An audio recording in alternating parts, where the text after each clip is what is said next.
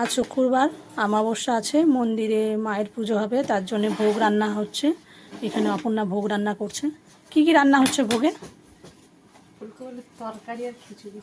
কি রান্না হচ্ছে জোরে বলো একটু। ফুলকপির তরকারি আর খিচুড়ি। ফুলকপি আলুর তরকারি আর খিচুড়ি।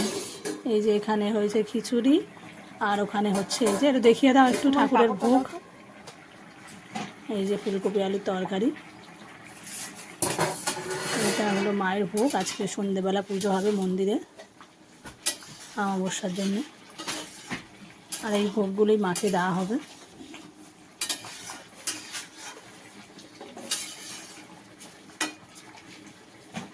ঠাকুরমশাই কটা আসবে মা? রেডি হয়ে গেলেই ঠাকুরমশাই ডাকবে, তাই তো? তারপরে মন্দিরে পুজো হবে।